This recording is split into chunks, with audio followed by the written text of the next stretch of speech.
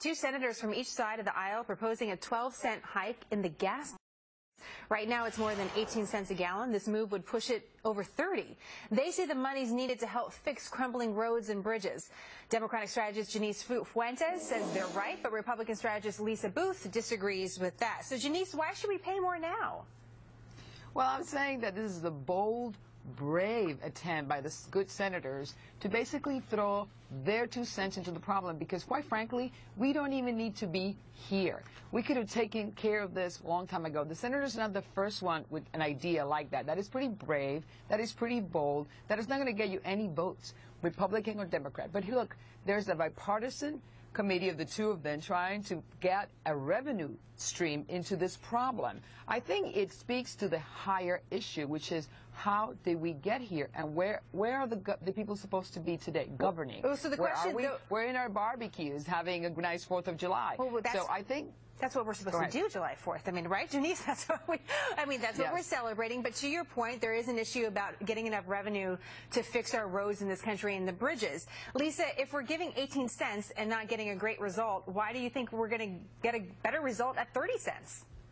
Well, look, I disagree with Janice. I mean, let's be honest. Raising the gas tax is a horrible idea. As we just heard from people on the show, Americans are hurting and they're feeling that pain at the pump.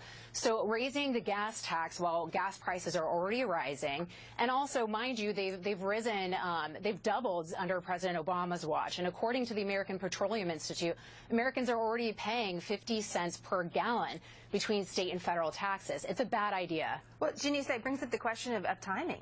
This hasn't been raised, this gas tax, since 1993. Why should we do it now? Right.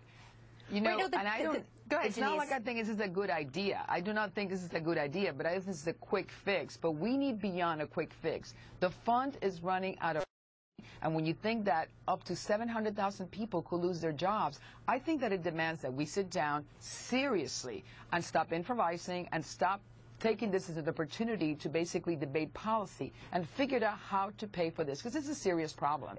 I mean, the senators are not the first ones who basically propose something like this. We'll have taxes on commercial trucks as a proposal. We've had a proposal to basically cut back delivery on Saturdays from the Postal Service. There's a lot of things out there. This is focused on the roads, though, and Lisa, Janice is bringing up an interesting point. There's jobs at stake, and then there's the safety of the roads and the bridges that we're driving on every day. What about that? If we're putting ourselves at risk, do you think it's worth a little extra money just to make sure that we're safer? Well, and I do think those are all important points to make. But the real thing is, before we start talking about increasing revenue, let's look at how the money has been spent in the past. The Highway Trust Fund has been incredibly mismanaged over the years. And additionally, didn't we just spend $1 trillion on quote-unquote shovel-ready projects with the stimulus? Further, this is not economically or politically viable. As Janice has already said, this is a non-starter in Congress. This is a political suicide for an incumbent Democrat in a red state like Mark Pryor, Mark Begich or Kay Hagan to support. It's not going to happen. Well, there's no path forward. As you point out, we're just a few months away from the midterms, and that always comes into play somehow. It does. When it comes to policy. Janice, Lisa, great to have you both. Thank you so much. Thank you so much.